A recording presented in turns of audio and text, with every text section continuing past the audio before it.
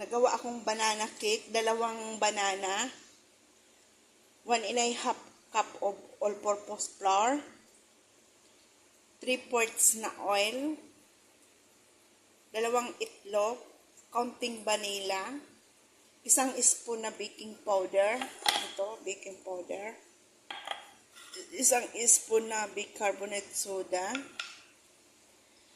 So, nilagyan ko siya ng mga almost kalahating tubig kasi sticky man ba siya, hindi naman maano. Tapos, nag-optional ako ng chocolate.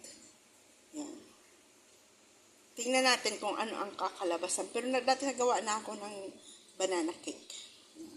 Para sa amin lang yan. Try natin yan. Lagay na natin sa oven. 45 minutes. Tingnan natin after. Ayan. Naka-oven na. Tingnan natin pagka 45 minutes. Ayan na, mataas na. Ayan na. Ayan na siya.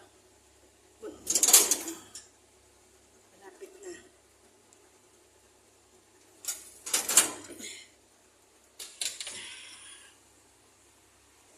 Ayan na siya. O, diba? O, luto na. Luto na po siya.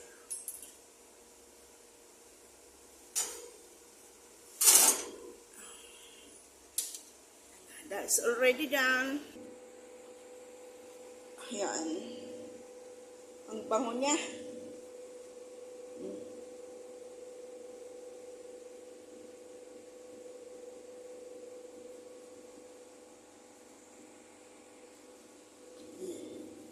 Ito na po yan pagka wala nang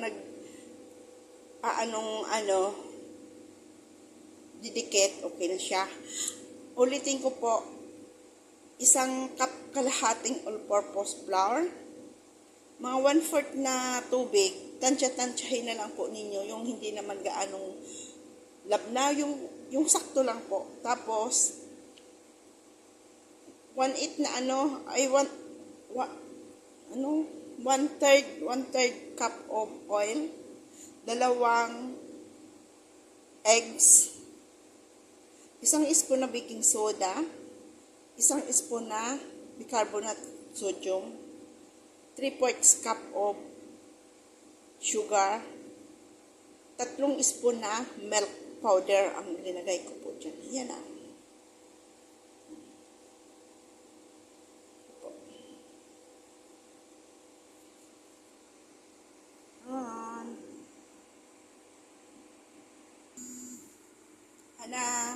Alis ko na po sa ano.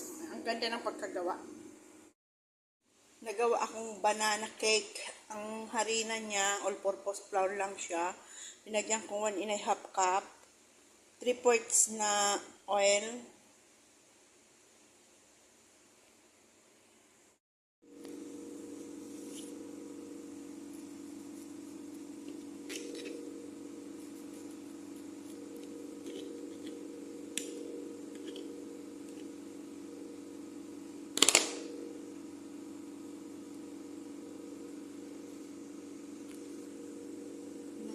Yan yung chocolate. Chocolate po yan. So, ready done.